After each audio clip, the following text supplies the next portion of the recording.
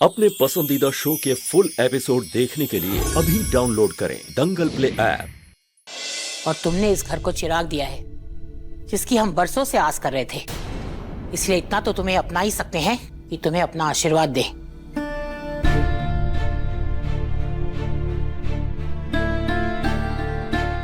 इस तरह नहीं, बिल्कुल वैसे ही जैसे डिंपल बहू ने छुए थे।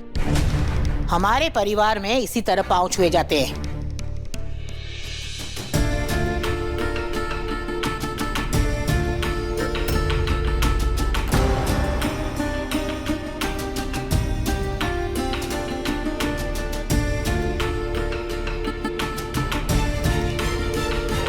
इतना तो मेरी समझ में आ ही गया है कि किसी ने तुम्हें भारद्वाज परिवार के संस्कार नहीं सिखाए हैं। यही सोच रहे हो ना तुम सब कि बेटे के जाने के बाद हमने संसार त्याग दिया था और संसार त्याग कर हम बनारस के आश्रम चले गए थे, फिर आज यहाँ क्यों लौट आए? दादी एक्चुअली भगवान झूठ न बुलवाए, सच पूछो तो तुम्हारे कर्म मुझे यहाँ ले आए हैं। तुम्हारे पिता के जाने के बाद तुम इस घर के मुखिया थे। तुम्हारा ये कर्तव्य था कि तुम इस घर को एक बना के रखते, इस घर को संभालते। और तुम्हारी शादी जिन हालातों में हुई थी, क्या तुम्हें लगता है कि वो हालात ठीक थे? बिल्कुल सही कह रहे हैं। विवाह करना चाहिए। बिल्कुल सही कह रहे हैं, ऐसा ही होगा। उस वक्त तुम्हारा ये फर्ज था कि तुम घर की परिस्थितियों को संभालते, लेकिन तुम तो अपने गुस्से पे काबू ही नहीं कर सकते। तुम्हारे गुस्से ने सब कुछ बर्बाद कर दिया। सारे प्रदेश में सारी टीवियों पर यही दिखाई दे रहा था। सब जगह तेरी चर्चा हो रही थी, सब लोग तुझ पर उंगलियां उठा रहे थे। तेरे कारनामों की वजह से मुझे इस घर में वापस आना पड़ा। समाज के सामने मामा भांजे पर हाथ उठाता है। जिस परिवार को लोग इज्जत से देखते थे, आज तूने उसका तमाशा बनाकर रख दिया। सही मायने में तो इस परिवार की बड़ी बहू दामिनी थी, जिसके उच्च विचार और संस्कारों ने सारे परिवार को संभाल कर रखा था। और उसके जाने के बाद तो सब कुछ बर्बाद हो गया। इंसान संसार त्याग सकता है, परिवार नहीं। जब तेरे कारनामे और परिवार की जग हंसाई वहां आश्रम तक शोर मचाने लगी, तब मजबूरन हमें अपने परिवार की तरफ अपने कदम लौटाने पड़े। वैसे तो घर की चक्की बहू और बेटे मिलकर चलाते हैं। यहाँ तो हमारी बहुएं सिर्फ नाम की व्याता है। इन्हें तो अपने फैशन और लिपापोती से ही फुर्सत नहीं, तो घर क्या खाक चलाएंगी? ये तो अब 4 दिन पहले ही आई है। सास की छड़ी नहीं पड़ी ना अब तक किसी को, इसीलिए अक्ल की बत्ती नहीं जली है। अब आ गई है ना दादी सास। अब हम बताएंगे इन बहुओं को कि भारद्वाज परिवार की बहू होने का क्या मतलब होता है। जिस नियम कायदे और कानून की नींव रखी थी हमने इस घर पे, अब वो कायदे हम वापस लाएंगे।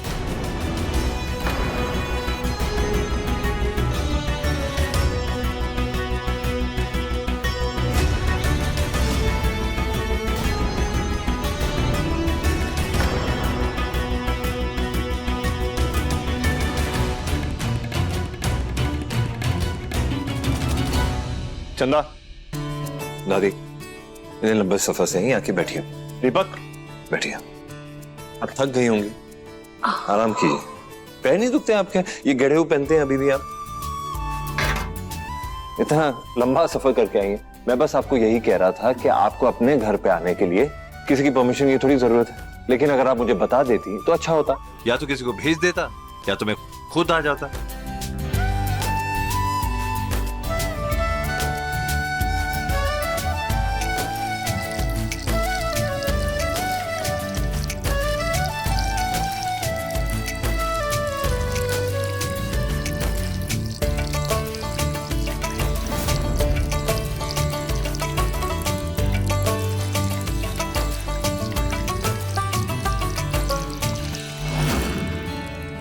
वैसे तो कुछ कुछ दामिनी की तरह लगता है, पर जब हंसता है ना तो बिल्कुल तेरी झलक आती है इसमें। हमारे खानदान का चिराग है ये। मैं जानती हूँ माधव,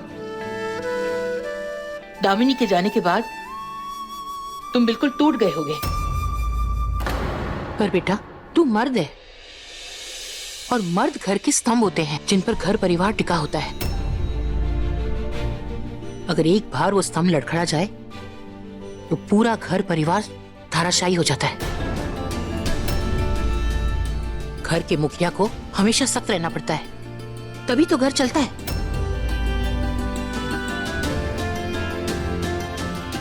तेरा यही व्यवहार हर बार मेरा दिल जीत लेता है,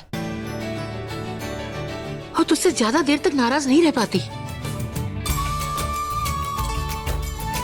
मेरा लड्डू गोपाल, मेरा नंद गोपाल छोटा सा। अरे मेरे लड्डू गोपाल, अरे कितना प्यारा है तू। हाँ, दुलारा है ना तू।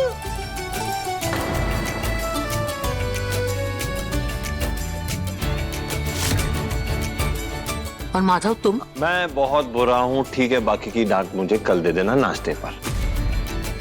अब आप आराम कीजिए, बहुत थक गई होंगी, और इसे मुझे दे दीजिए। आइए, चलो चलो चलो, पकड़ो पकड़ो पकड़ो।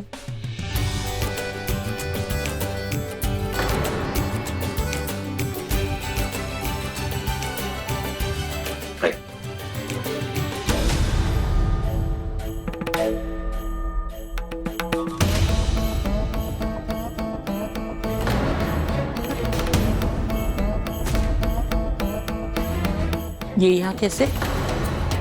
दादी वो दामिनी के गुजरने के बाद हम सबसे मिलने आई थी और यहीं रह गई। आप छोड़िए ना, अब आप चलिए।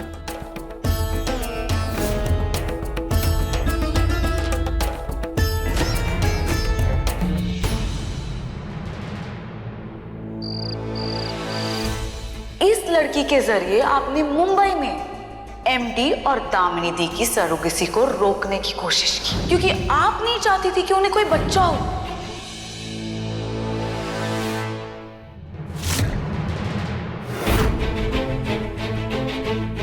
मेरे दादू ना मुझे बचपन में एक कहानी सुनाया करते थे कि एक बहुत बड़ा होशियार वीर बहादुर राजा था जो कभी किसी से नहीं डरता था, लेकिन फिर एक दिन ना उसकी जान एक तोते में आ गई और उस दिन से वो राजा जीना भूल गया। मैं जानती हूँ आज जो आपने किया वो आपकी मर्जी नहीं थी, आपकी मजबूरी थी। मेनका मैडम, देविका ने आपकी किसी कमजोर नस को इतनी जोर से दबाया है कि शायद आप चाहकर भी कुछ कर नहीं पा रही हैं।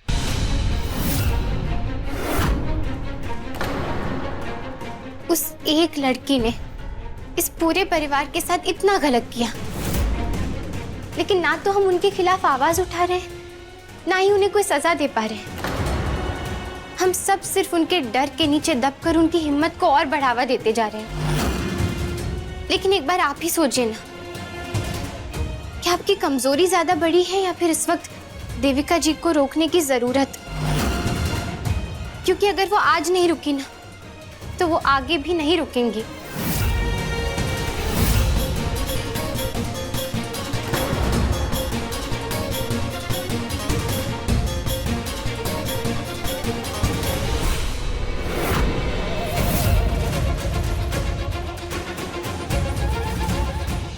देखिए सफल होगी तेरी आराधना के लेटेस्ट एपिसोड्स कभी भी कहीं भी। अभी सब्सक्राइब करें दंगल प्ले ऐप।